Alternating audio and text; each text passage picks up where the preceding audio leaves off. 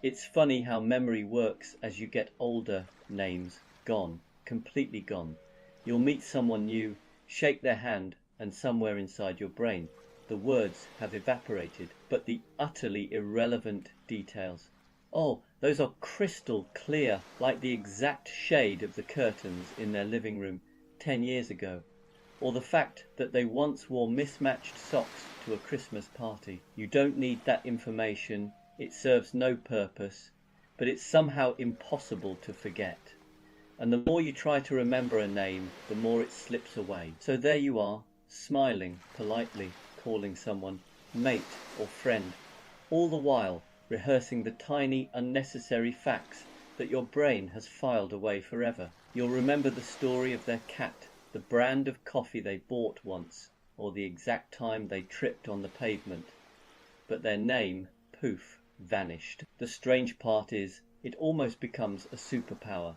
You can recall all these odd, seemingly useless details that make conversations feel familiar and personal. You can tell someone, I remember the scarf you wore on that snowy day in 2012, and they're stunned even if you can't remember their name. And you realize maybe names aren't that important anyway. What matters is the tiny mosaic of moments, the quirks and little stories, the bits that stick and linger. Those are the things that make someone memorable, and somehow that feels more satisfying than remembering a simple name ever could.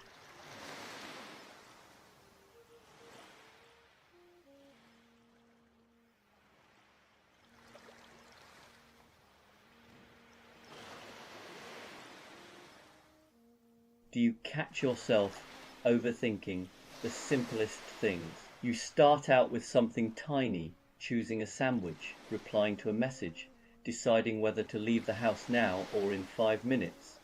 And before you know it, you're deep in analysis, weighing options that don't really exist. You stand there genuinely considering all the possible outcomes, as if the future depends on whether you choose white bread or brown.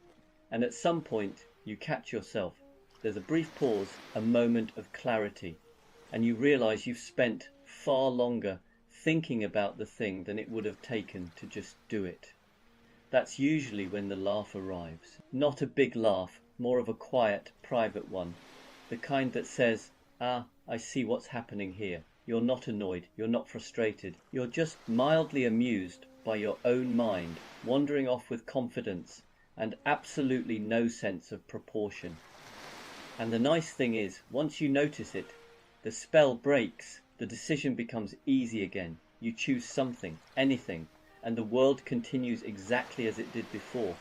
Nothing collapses, no one complains, the moment passes. So when you catch yourself overthinking the small stuff, it's worth smiling at it, because that little laugh isn't giving up, it's understanding. And sometimes that's all you really need to move on, quietly and comfortably, with the day unfolding just fine.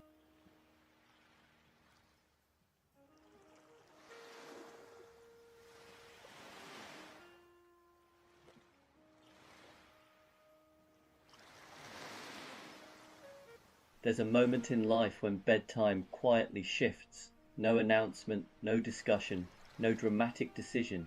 It just happens earlier than you expect. One day you're someone who stays up late because you can, and the next you're glancing at the clock and thinking, well, that's probably enough for today. What's interesting is how reasonable it feels. There's no rebellion, no sense of missing out.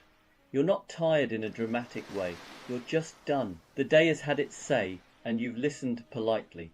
Even the idea of staying up feels like unnecessary effort, like insisting on dessert when you're already perfectly content. You start planning evenings differently without quite realizing it. Films get paused halfway through with the calm confidence that they'll still exist tomorrow. Books fall gently onto the bedside table instead of being finished. There's a quiet satisfaction in knowing you don't have to push yourself anymore. You've earned the right to stop. And the best part is the morning, waking up earlier, doesn't feel like punishment. It feels spacious. There's time for tea, for sitting quietly, for easing into the day without rushing. You realize that the earlier bedtime wasn't about getting older. It was about choosing peace over resistance. So when you find yourself heading to bed earlier than you once would have, don't fight it. You're not missing anything. You're simply listening to a quieter rhythm. Now, and honestly, it's a rather pleasant one to fall asleep to.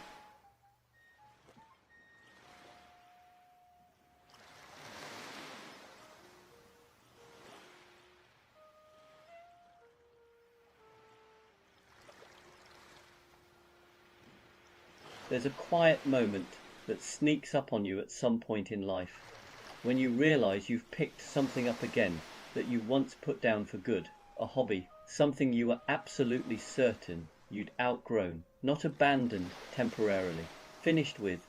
Maybe it's an old book or a bit of music you haven't listened to in years. Maybe it's something you haven't even thought about for decades.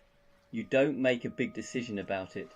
You just find yourself doing it, almost by accident, and wondering why you ever stopped. What's different now is the pace.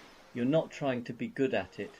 You're not trying to turn it into anything. You're just enjoying the shape of it, the familiarity, the feeling of your hands remembering what to do before your head catches up. It's strangely comforting, like meeting an old friend and realizing you don't need to impress each other anymore.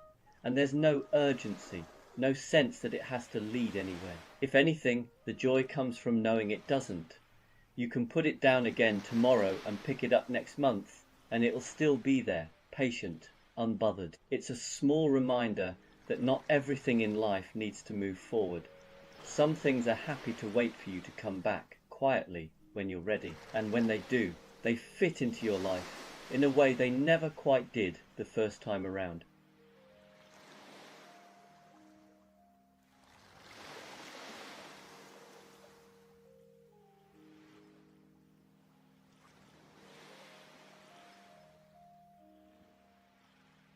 Weekends used to arrive with a bit of drama. There was anticipation, plans, a sense that something had to happen. At some point, though, the rhythm changes quietly, without announcement, and weekends become something else entirely. You still notice Friday, of course, but instead of excitement, it's more like relief, a gentle exhale. The weekend isn't a blank canvas anymore. It's a softer version of the week, familiar, predictable, comforting. Saturday mornings arrive earlier than they used to, often without effort. You wake up naturally sometimes before the alarm, and there's a brief moment of confusion before you remember there's nowhere you have to be, and somehow that's better than sleeping in ever was. You find yourself doing small, unremarkable things, a bit of tidying, a slow cup of tea, maybe a walk that has no real destination. There's no rush to make the most of it. The enjoyment is quieter now, tucked into the spaces between tasks, and then Sunday comes along carrying that familiar feeling that used to mean dread. But even that softens with time. It becomes more about easing into the week than resisting it. You prepare gently, you put things in their place, you wind down without fighting the clock. Nothing about weekends is worse. They're just different, less loud, less ambitious, more forgiving. And somewhere along the way, you realize this new rhythm suits you perfectly. It's not about escaping life anymore. It's about settling comfortably into it.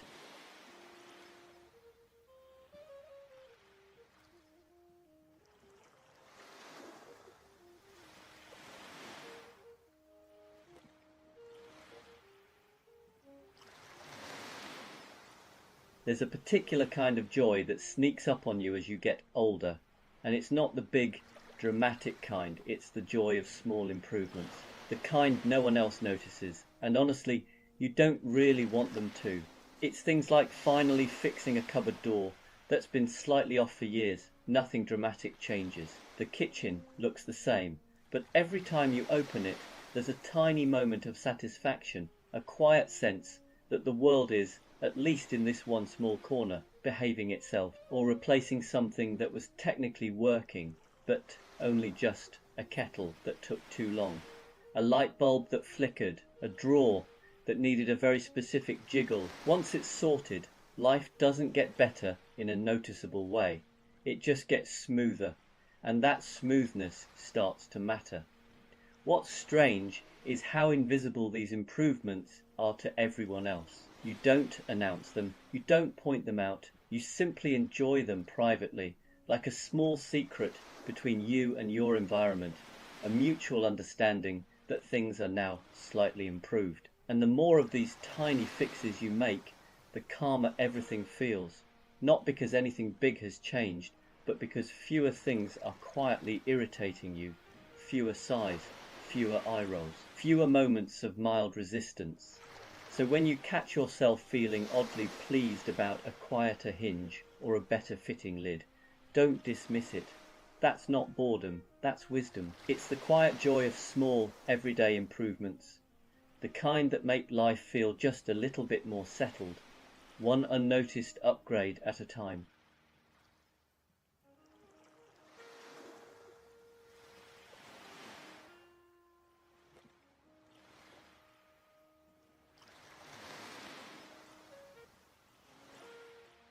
So there's this thing that happens when you get a bit older. Maybe it's subtle at first, or maybe you don't notice until one day it hits you. Every room you go into suddenly seems to have a chair that's yours, not literally yours, of course, but somehow it's the one you gravitate to. You walk into the living room, and there it is. The cushions are slightly too soft, the angle of the backrest just right. You settle in, and immediately everything else feels wrong. The sofa too wide, the other chair too upright. Somehow this chair gets you, then the kitchen, same thing. There's a seat that calls to you, maybe by the window or near the radiator. You don't choose it consciously, you just end up there, day after day. It's like the universe quietly assigned it to you, and you're too polite to say no. The funny part is, no one else notices. Friends sit down, shrug, shuffle uncomfortably, but the chair remains your chair. You try sitting somewhere else just for a change. It's okay for a minute or two, but eventually you're back in the chair that fits your body, your rhythm, your slightly creaky knees. And the real kicker, you start noticing it everywhere. When you visit your parents, the same chair phenomenon exists. Hotels, pubs, even friends' houses. There's always one chair that somehow makes sense.